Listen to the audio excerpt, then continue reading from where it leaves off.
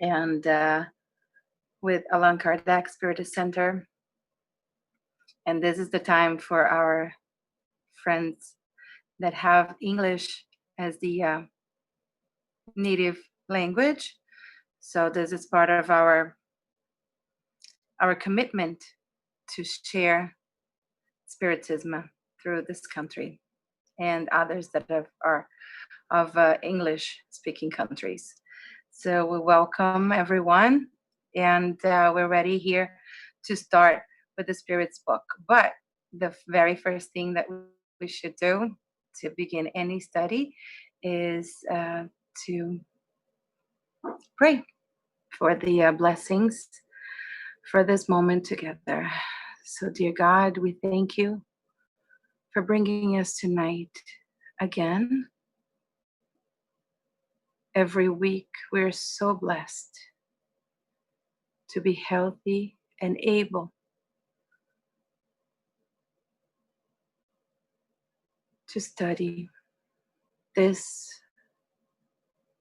book, the first one of the codification in 1857, that brings the answers to many of our questions. The Spirit's book. And through all that we've been going through, this moment of enlightenment and collective awakening, we thank you, Lord, for giving us the possibility and the opportunity of reuniting to study the Spirit's book tonight once more. We ask your permission to open the meeting of tonight and be with us. So be it. So we are still talking about the vital principle. We started this course a little over 2 months ago, and we're still in the beginning. So if you have friends that want to join us for the Spirit's book, that would still be a very, very good way to get to know a little more of the Spiritist doctrine. And today we're going to talk about intelligence and instinct, question 71. That's where we stopped last week. Chapter 4, the vital principle. So question 671, and the subtitle is Intelligence and Instinct. Is intelligence an attribute of the vital principle? That's the question that Kardec asked the spirits. And then the answer was no. Plants are alive, but they do not think. Ta-da! They only have organic life.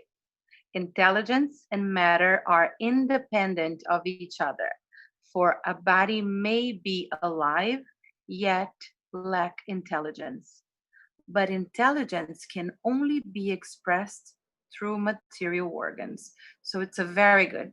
We're going to have to read it slowly so we can grasp it. And this question, as many in the beginning of the Spirit's book, it has a very, very big part of explanation. The small letters.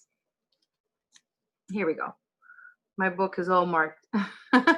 So it has the answer, and it also has the explanation of the answer. This book is phenomenal. If I would say, what book would you recommend, Teresa, for a person to start studying Spiritism?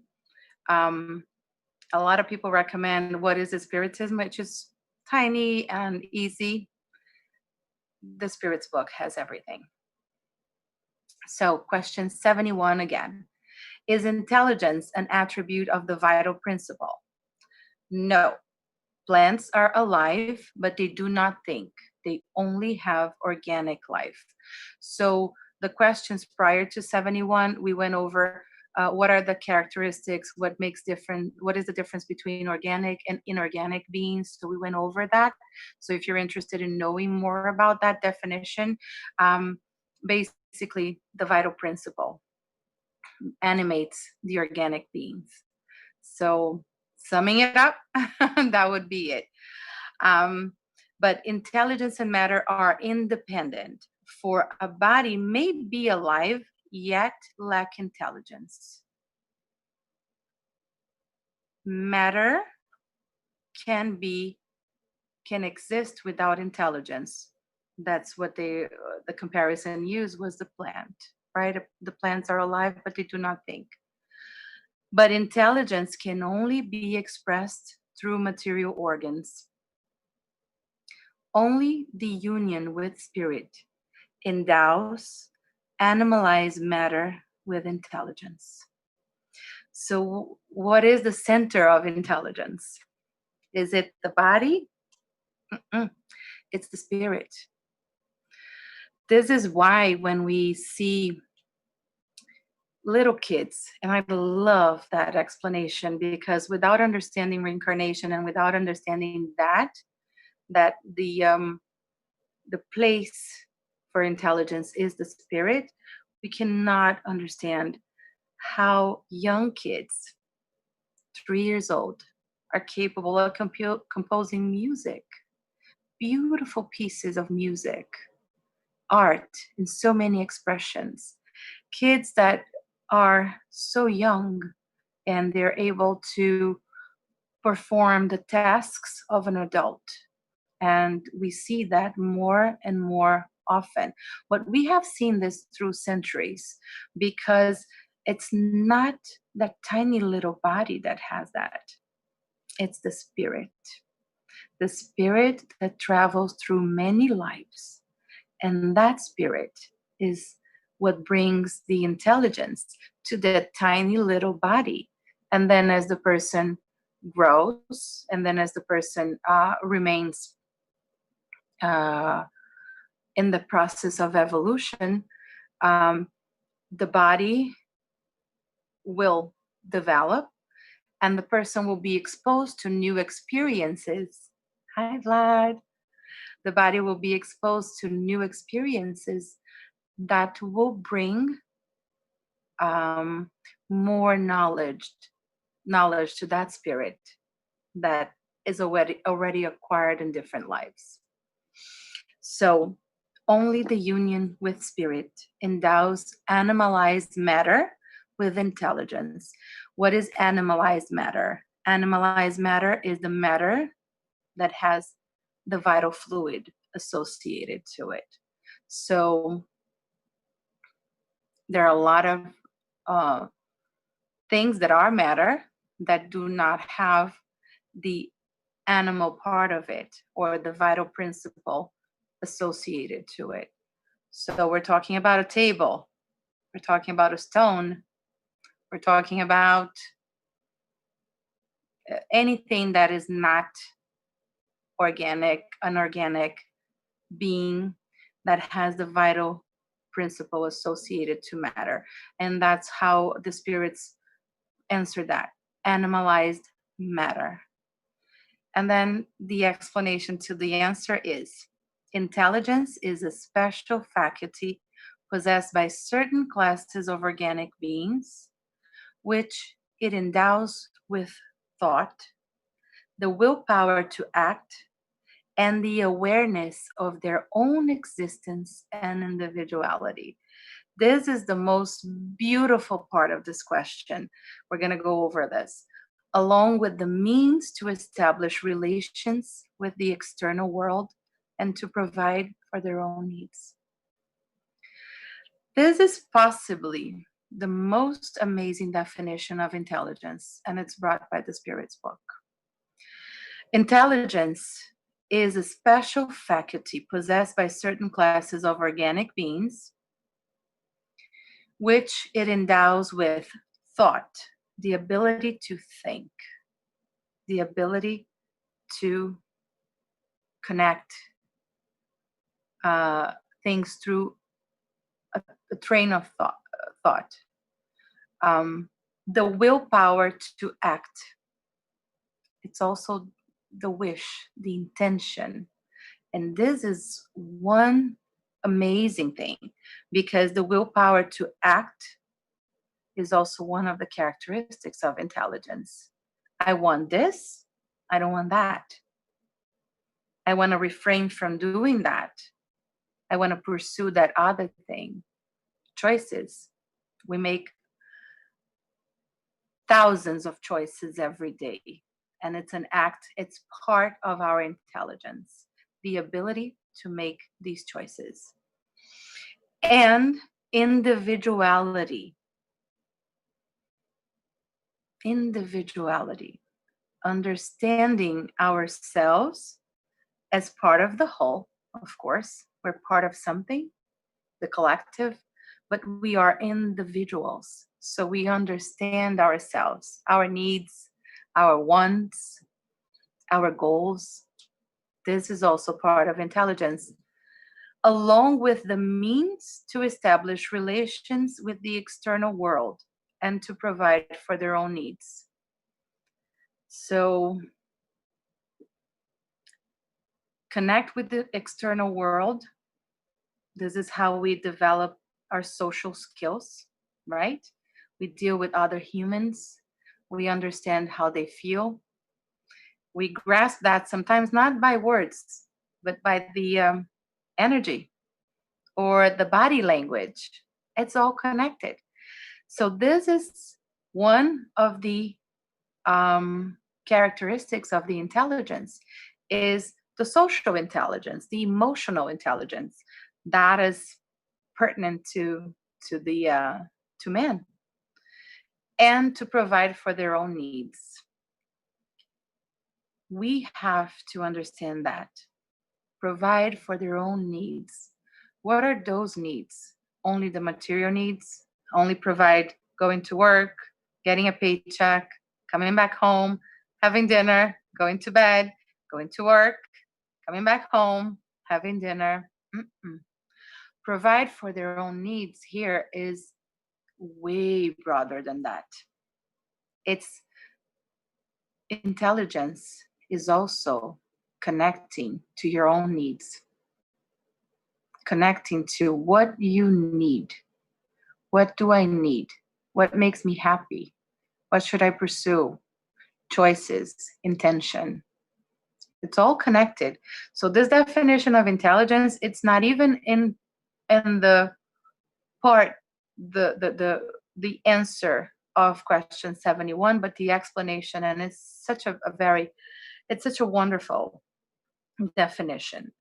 We may therefore distinguish amongst, first, inanimate beings formed of matter alone, so only matter, inanimate beings, without vitality or intelligence. These are the solid bodies of minerals. That's what I said, of the rocks, the stones. Second, animate, non-thinking beings formed of matter and endowed with vitality, but not intelligence. And third, animated beings formed of matter, endowed with vitality, and possessed of an intelligent principle that gives them the ability to think. Hey, that should be us. Sometimes we try to avoid the thinking part, but that's us. That's us. We are animated beings formed of matter, endowed with vitality, and possessed of an intelligent principle that gives us the ability to think. So this is amazing. This is amazing. It's all part of the spirit. Intelligence is brought by the spirit, not by the body, not by the matter. That spirit animates a body, and that spirit brings the knowledge from previous lives. You see how some people, they have skills that are so intense, and they show those skills when they are so little. Oh, and they know, I want to be a vet. I want to be an architect. I want to be an engineer. They bring that. It's part of their spirit. It was not acquired. That knowledge was not acquired. There's NBC years ago made a show that proves reincarnation in such a wonderful way was a boy that he had memories of a past life as an Air Force pilot. And that little boy had knowledge, technical knowledge of airplanes of that time, the details, the model, how they used to operate. And that was a little boy talking. So this is proof that we do believe in reincarnation. It's one of the principles of Spiritist doctrine.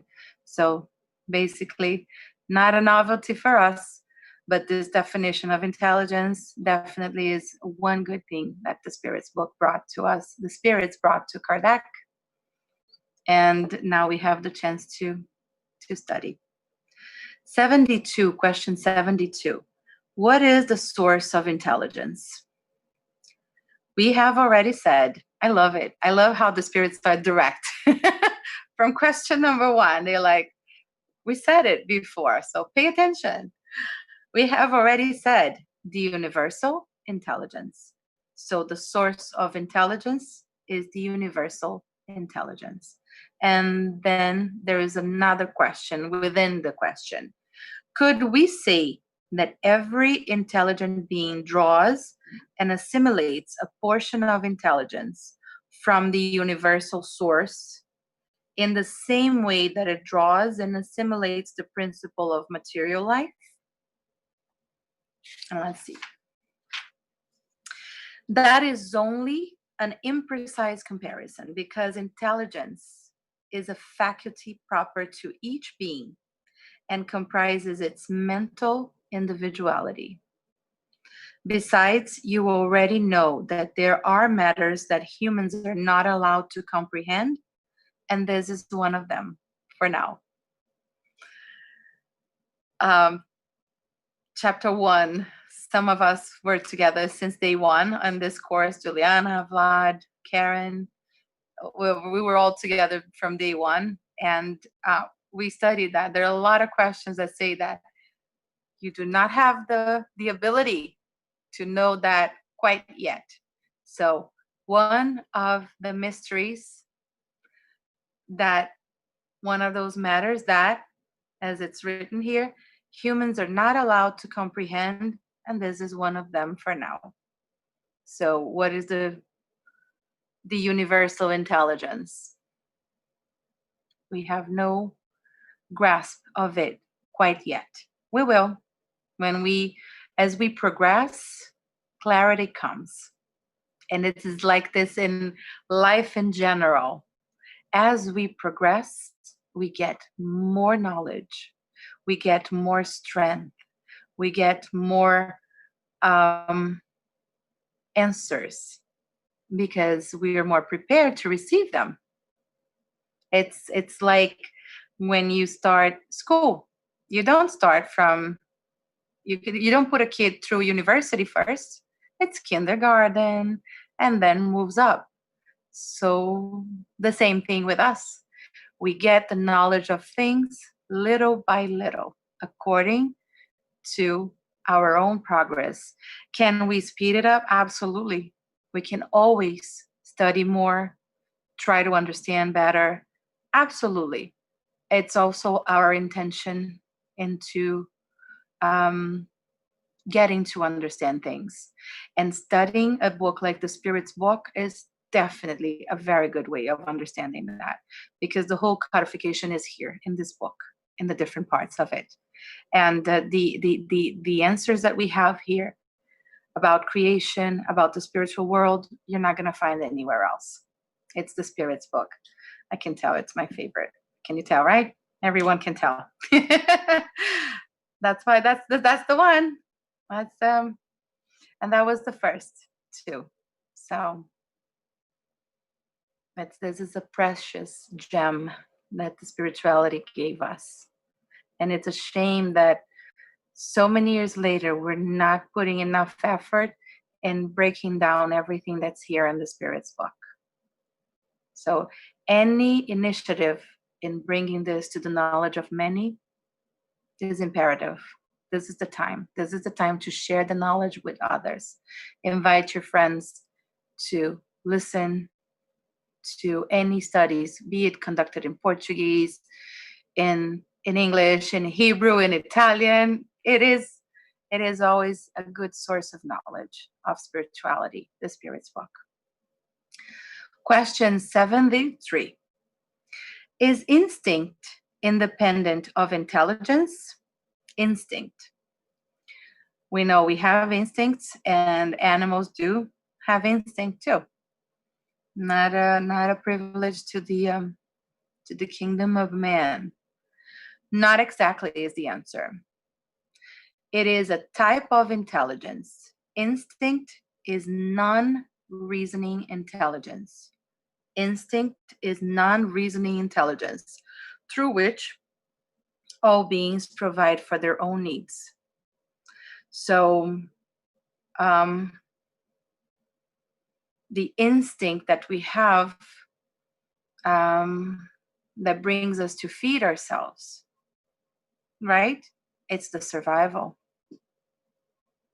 and other main needs, and that animals show it quite better than us, I think. Sometimes we're so disconnected and we do not listen to our own instincts. We overdo it or we neglect, right? Most of us go through phases like that. Oh, I don't need that much sleep. Oh, let me eat just one more thing. And we're not attuned to what we need. Animals, they do have a very, very good instinct. And they do perceive, even when storms are coming. You see the birds flying in a different direction. You see the animals, the dogs, our pets that live in the house. They even feel a little agitated. I observe that in my dogs. When a storm is coming, they look around. They're just alert, and they know it because they're connected to nature.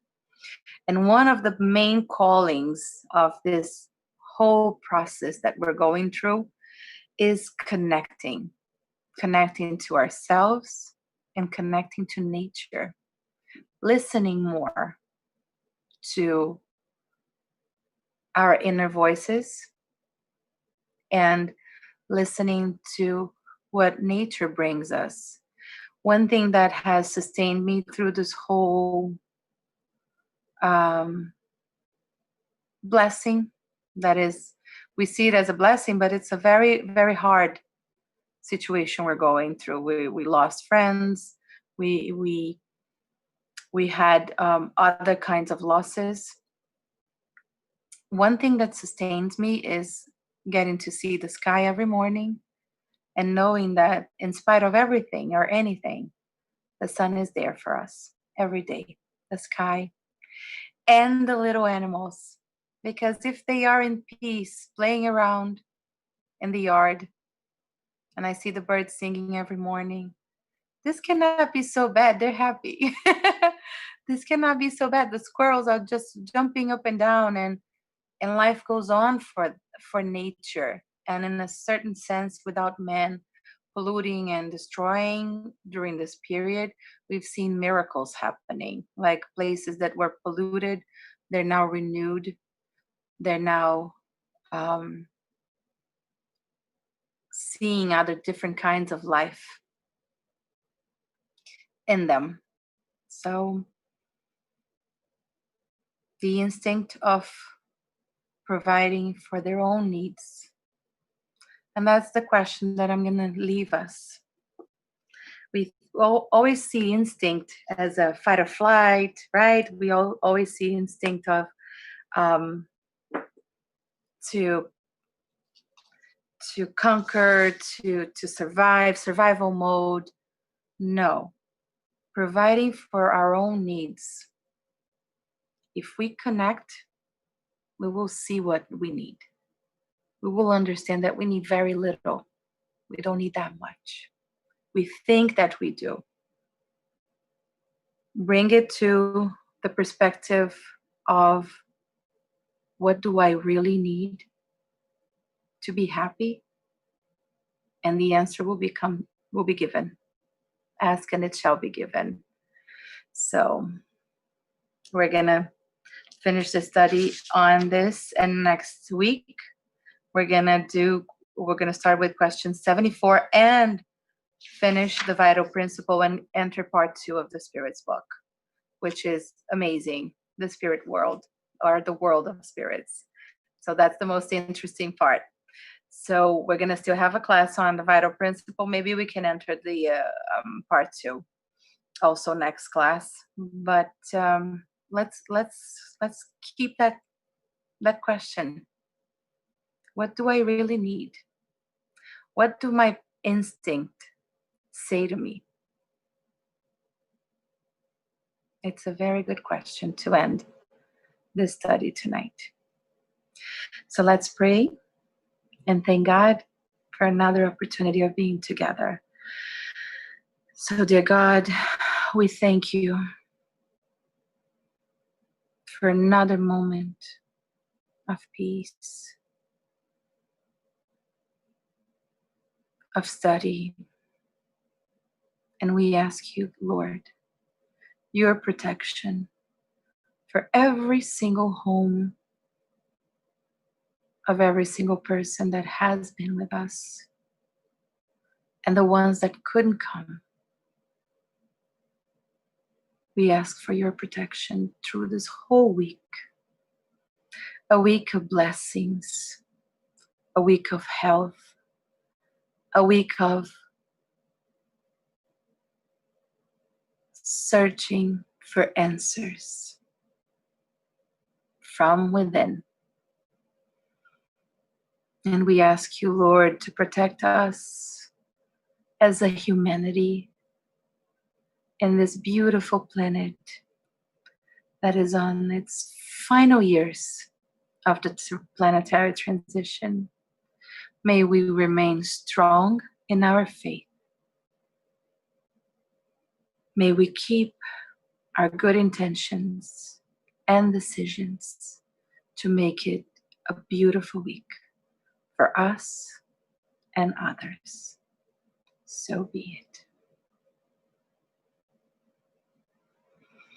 With this, we end this class tonight, and we'll see you again next Sunday at 7 p.m.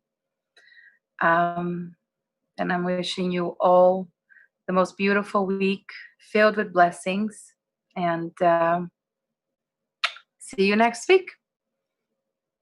Bye, Juliana. Bye, Gustavo, Claudia, Hiromi, and everyone that's watching on YouTube.